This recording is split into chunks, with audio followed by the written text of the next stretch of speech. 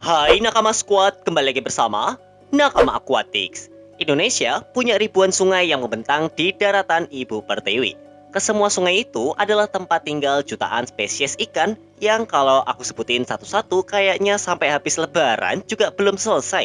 Banyak juga ikan-ikan yang cuma ada di Indonesia atau lebih tepatnya di satu area tertentu, bisa danau, sungai, negara, atau bahkan benua dan gak ada lagi di tempat lain. Ikan kayak gini dinamakan ikan endemik. Ikan endemik tumbuh subur di dalam habitat aslinya yang memang sudah sangat cocok dengan ikan-ikan tersebut. Sebaliknya, ikan-ikan ini juga memberikan keseimbangan bagi alam dan habitat asalnya. Tapi ada banyak kasus di mana ada beberapa spesies alien yang diam-diam masuk ke sebuah habitat yang memang bukan habitat aslinya. Kasusnya hampir mirip kayak skrip film-film tentang alien yang datang ke bumi dengan niat ingin menguasainya. Hal itu beneran terjadi di banyak sungai di dunia dan mungkin udah terjadi di Indonesia. Spesies pendatang ini biasanya didatangkan awalnya buat kepentingan komersil. Bisa buat ikan konsumsi, ikan untuk dipelajari, dan ada juga ikan yang memang sengaja dilepas untuk menyeimbangkan alam di sana. Karena biasanya banyak hama atau algae yang mengganggu ketentraman. Ikan gapis sering dijadikan ikan introduksi atau ikan yang sengaja dibawa ke suatu tempat tertentu yang bukan habitatnya untuk mengisi kekosongan peran di sana. Misalnya di danau itu gak ada ikan yang suka makan jentik nyamuk. Maka dari itu biasanya pemerintah setempat melepas ikan introduksi ini untuk membersihkan masalah tersebut. Ikan introduksi bisa dibilang adalah sisi positif dan membawa spesies invasif ke habitat yang baru dan bukan tempat asalnya. Tapi di sisi gelapnya ini yang rada bikin hati kita kadang nyes. Cana juga terkenal punya image yang rada jelek di mata orang Amerika. Karena di sana spesies ini bikin masalah besar. Spesies cana yang pertama kali meneror orang di sana adalah cana argus. Kemunculannya bikin pemerintah setempat kewalahan kayak ngejar penjahat kelas kakap sampai mereka ngasih peringatan untuk siapapun yang nemuin ikan ini untuk langsung tembak di tempat atau dibekukan. Ikannya ya bukan orang yang nemu ya. Cana sendiri memang punya kemampuan reproduksi yang sangat tokcer karena setiap betinanya bisa menghasilkan 15.000 telur sekali kawin. Sementara cana bisa kawin sekitar 4-5 kali setahun. Jadinya kalau di total satu individu betina saja bisa menghasilkan kurang lebih 75.000 telur. Dan dalam waktu 2 tahun bisa mencapai 150.000 butir. Kalau selamat semua, dunia ini isinya jadi cana semua nih. Lalu bagaimana dengan di Indonesia? Apakah cana pendatang bisa merecoki keseimbangan habitat dan alam di sini? Limbata dan striata siap bela negara nih. Habitat cana di Indonesia. Gak semua cana yang dilepas ke habitat baru selalu membawa sial dan malapetaka kok. Ada beberapa jenis yang memang sengaja dijadikan ikan introduksi untuk keperluan konsumsi. Karena semua juga tahu kalau ikan gabus punya rasa yang enak dan ikan ini cuma ada di Asia. Di belahan dunia lain nggak ada. Mungkin cuma negara-negara Eropa yang berdekatan dengan Asia yang masih bisa nemuin ikan ini. Jadi salah satu caranya agar warga di sana bisa merasakan kelezatan ikan ini ya dengan cara diintroduksi. Spesies cana asal Indonesia, cana striata, juga pernah dilepas di kepulauan dekat Hawaii dan Fiji. Namun di Fiji proses introduksinya bisa dibilang gagal. Lalu ada juga cana asiatica yang berasal dari Cina tapi memang sengaja dilepas di bagian selatan Jepang dan di Taiwan. Alasannya utamanya buat cuman ngelepas ikan ini juga masih belum terungkap. Cana argus yang berasal dari Cina juga dilepas di negara Asia Tengah seperti Uzbekistan, Turkmenistan, dan Kazakhstan. Ikan ini juga dilepas di Jepang dan Korea karena buat keperluan mancing-memancing. Indonesia sendiri punya banyak jenis cana endemik yang menjadi penguasa alias apex predator di setiap habitatnya.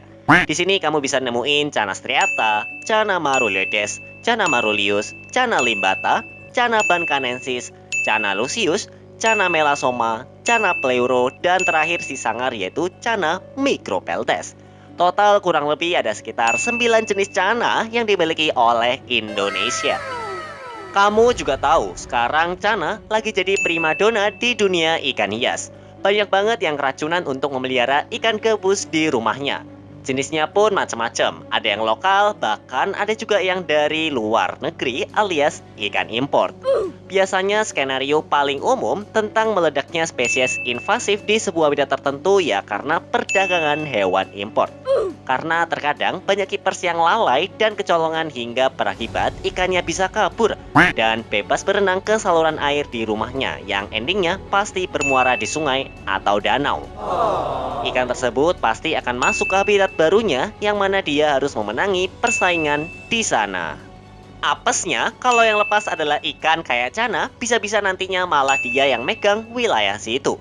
Karena jujur aja, Cana kalau digambarkan sebagai seorang manusia pasti tampilannya seram, kekar, dan sangar. Kecuali Cana Andrao, Limbata, dan Beleri yang tetap kecil dan imut. Kalau Cana yang lepas ini bisa menumpas habis dan menaklukkan habitat barunya, udah pasti dia akan berkembang biak dan akhirnya membasmi para ikan endemik yang udah dari dulu jadi akamsi alias anak kampung sini. Indonesia sendiri seperti yang aku bilang tadi punya banyak banget sungai dan anak-anaknya. Banyak banget tempat-tempat strategis dan cocok untuk jadi habitat Cana. Jadi bakal bahaya banget misal ada orang yang punya Cana Argus pasang dan kelepas. Kalau ikan itu udah dipelihara lama, udah pasti mereka nyaman dengan suhu dan parameter air di sini. Yang artinya mereka bisa saja kawin dan berkembang biak. Di sini juga punya banyak jenis Cana. Tapi coba deh kamu perhatiin, apakah kamu masih sering ngeliat ikan gabus di got atau di sungai, kali, danau yang kamu datengin? Pasti yang dapetin ikan gabus nggak akan sebanyak ikan mas atau nila. Karena dua spesies tersebut yang paling sering dilepas sama pemerintah. Padahal dua-duanya adalah ikan invasif. Ikan gabus atau Cana striata spesifiknya mulai terpinggirkan di daerah besar khususnya perairan Jakarta. Karena semakin sedikitnya sungai yang menjadi tempat mereka hidup. Karena kebanyakan aliran airnya sudah menjadi bangunan. Tapi masih banyak jenis Cana lainnya yang masih punya habitat asri dan layak huni. Di daerah daratan tinggi, masih banyak kubangan air atau aliran sungai yang menjadi rumah bagi Cana limbata. Begitu juga sungai di Bangka, yang jadi tempat tinggal Cana bancanensis. Cana maruledes dan Cana marulius juga masih banyak ditemukan di sungai Kalimantan. Setiap sungai pasti memiliki apex predator dan mereka ini adalah salah satu ikan yang berperan menjadi pentolan di wilayahnya. Jadi akan sulit kalau ada pendatang yang mencoba masuk. Semua bisa berjalan lancar bagi si alien jika tempat tersebut udah nggak ada apex predatornya. Karena kehadiran apex predator ini sangat penting untuk melindungi habitatnya. Kalau mereka nggak ada ya nasib perairan sana bakal buruk. Cana impor jadi spesies invasif.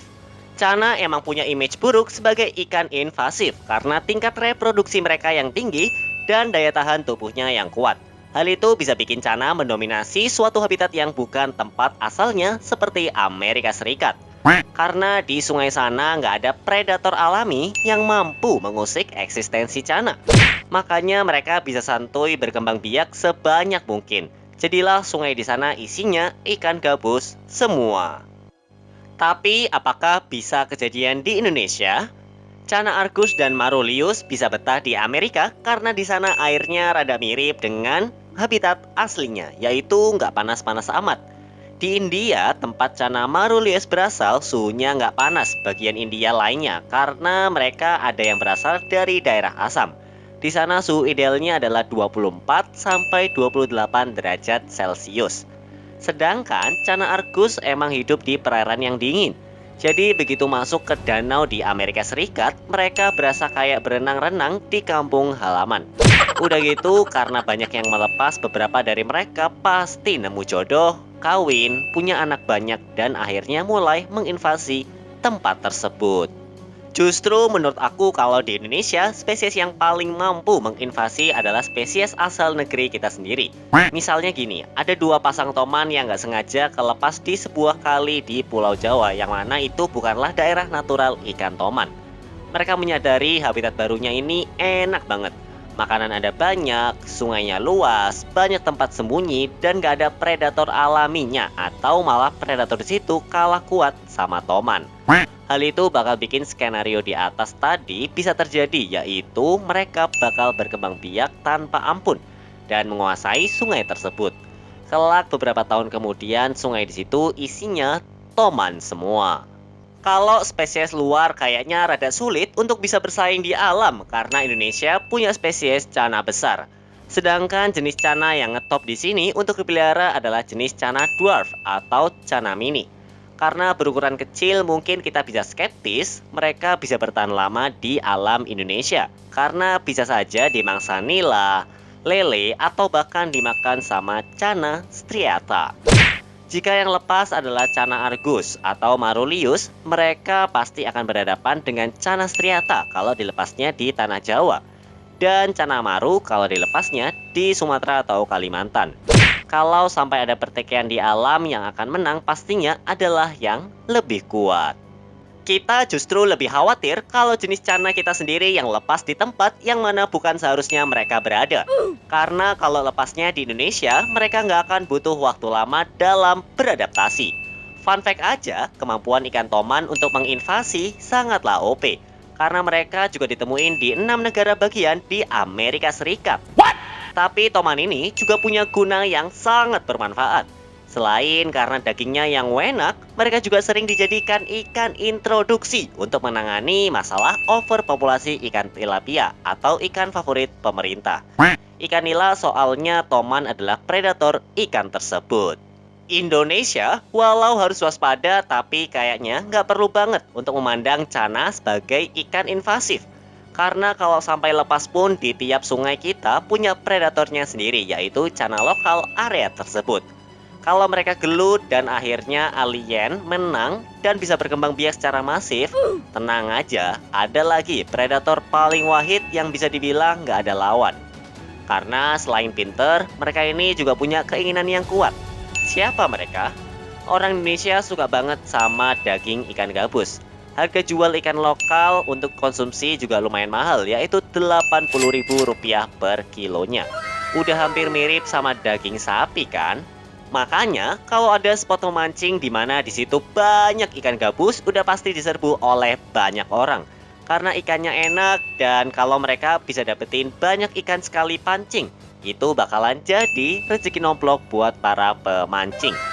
Masalah genosida ikan gabus di Amerika Serikat salah satunya disebabkan oleh ketidaktahuan mereka soal rasa dari ikan ini.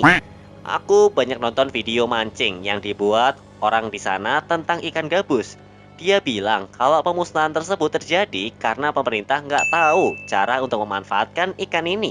Karena ya mereka nggak tahu kalau ikan gabus enak buat dimasak. Pas banyak orang akhirnya tahu kalau ikan gabus rasanya enak, pemancing snackhead di sana juga jadi banyak banget. Konten-konten catch, clean, and cook dari para pemancing di sana juga banyak mendorong warga untuk nyobain ikan ini. Sekarang walau masih menjadi ikan invasif, kayaknya image mereka sebagai monster fish udah rada luntur karena banyak orang di sana sekarang mancingin ikan ini untuk dimakan. Memakan spesies ikan invasif adalah opsi brilian untuk memusnahkannya.